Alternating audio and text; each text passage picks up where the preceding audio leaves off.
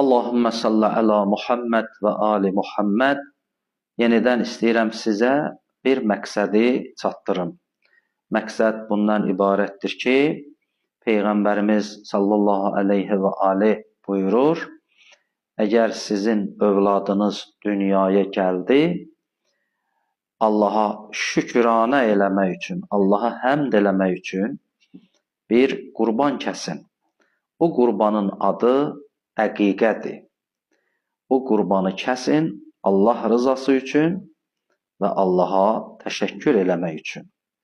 Bəzən görürsən ki, qurban kəsirlər və lakin o qurbanın başqa niyyətlə kəsirlər və yaxud nəzr niyyəti ilə kəsirlər və yaxud başqa bir niyyətlərlə kəsilir. Amma bu əqiqə qurbanı gərək belə niyyət eləyəsən ki, bu uşaq dünyaya gəlibdir, dünyaya gəldiyi üçün mən bu qurbanı kəsirəm, qurbətən iləllah. Və bu qurbanı kəsdikdən sonra bu qurbanın bişirmə qaydası bundan ibarətdir ki, heyvanın, əgər bir qoyun kəsilirsə, o heyvanın əzalarını bir-birindən ayırarlar, onu tikə-tikə doğramazlar və suya tökərlər onu, duz da qatarlar, qaynadarlar, bizim dildə soyutma eləyərlər, onu möminlərə ən azı bir 10 nəfər mömin çağırıb, onlara ehsan eləyərlər. Ata və ana bu ətdən yeməz. Onu ancaq möminlərə təqdim eləyərlər və möminlər bu ehsandan istifadə eləyərlər. Buna deyirlər əqiqə.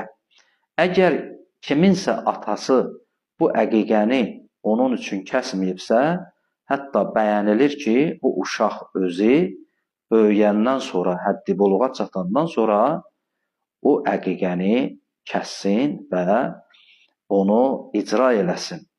Hədisdə var ki, əgər bir uşaq üçün əqiqə kəsilsə, o uşaq xəstəlikdən, bəlalardan amanda qalacaq və eyni zamanda o uşağın inkişafına səbəb olacaq. Bunlar onun fəlsəfəsidir ki, hədislərdə qeyd olunubdur. Və əgər bir nəfər belə bir işi görsə, oğlan və qız fərqi yoxdur, bu insan artıq öz övladını gələcək bəlalardan qorunmuş olur. İmam Sadiq əleyhissalamdan rivayətdir, Həzrət buyurur, əgər oğlan uşağı olsa, bu qurban erkək olsun, əgər qız uşağı olsa, bu qurban dişi olsun. Bu bəyənilir əlbəttə. Yəni, eləyə bilər oğlan üçün də, qız üçün də erkək qurbanı kəssin. Amma yaxşısı budur ki, əgər oğlandırsa, erkək bir qoyun əqiqə eləyərlər, kəssinlər. Qız uşağıdırsa, dişi bir qoyun əqiqə eləsinlər, kəssinlər. Vəssalamu aleykum və rəhmətullah.